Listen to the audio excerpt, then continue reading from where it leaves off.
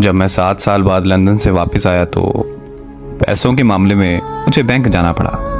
वहाँ की branch manager बहुत ही खूबसूरत लड़की थी जिसने मुझे अच्छे तरीके से डील किया। बैंक के काम से फ्री होकर जब मैं घर वापस आया तो मुझे उसी ब्रांच मैनेजर लड़की की कॉल आई। वो मुझे कहने लगी कि आप अपना शनाख्ती कार्ड बैंक में ही भूल गए। तो मैंने उसे कहा कि मैं कल आकर बैंक से ले लूँगा, लेकिन वो शाम को हमारे घर आ गई। वो मुझसे कहने लगी कि मैं यहाँ पास में ही रहती हूँ, बैंक से वापस घर आ रही थी तो सोचा कि मैं आपको आपका शनाख्ती कार्ड वापस दे दी जाऊँ।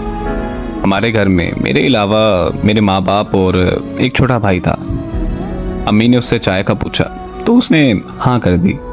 फिर उसने बैठकर हमारे साथ चाय पी और वापस अपने घर चली गई। वो मेरी अम्मी की काफ़ी अच्छी सहेली बन गई थी, इसीलिए वो रोज़ बैंक से वापसी पर हमारे घर से होकर अपने घर जाने लगी। मैं और वो रोज़ शाम को चाय पीते और खूब बातें करते थे।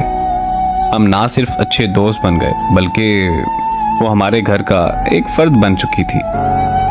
फिर एक दिन उसे पता चला कि मैं लंदन वापस जा रहा हूँ तो वो मेरे कमरे में आकर रोने लगी और ये कहने लगी कि मैं आपसे बहुत ज़्यादा प्यार करती हूँ, मैं आपको देखे बगैर नहीं रह सकती, इसीलिए रोज़ आपके घर आती हूँ, आप प्लीज़ मुझसे इतनी दूर मत जाएं। उसका इजहार मोहब्बत सुनकर मुझे बहुत खुशी हुई क्योंकि मैं भी उससे बहुत ज़्यादा प्यार करता था, मगर इजहार करने से डरता था कि कहीं हमारी दोस्ती भी ख़त्म ना हो जाए। फिर मैंने उसे अपने गले लगाकर अपनी मोहब्बत का इजहार किया और ये वादा किया कि मैं उसे छोड़कर कहीं नहीं जाऊंगा। इस तरह मैं वापस लंदन नहीं गया। फिर हमारे घर वालों की मुलाकात के बाद हमारा रिश्ता पक्का हो गया। 15 दिन बाद हमारी शादी रख दी गई। हम दोनों ने अपनी शादी की सारी शॉपिंग एक साथ की। हम दोनों बहुत खुश थे, लेकिन हमें क्या पता था कि हमारी खुशियों को किसी की नज़र लगने वाली है। हमारी शादी के एक हफ्ता पहले उसकी बड़ी बहन की मौत हो गई।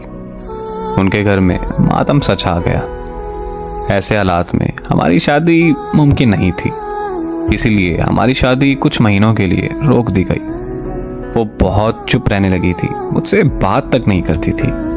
फिर एक दिन मुझे उसकी कॉल आई और वो रोते हुए मुझे कहने लगी कि मुझे माफ़ कर देना, मैं अपने बहनोई से शादी करने जा रही हूँ।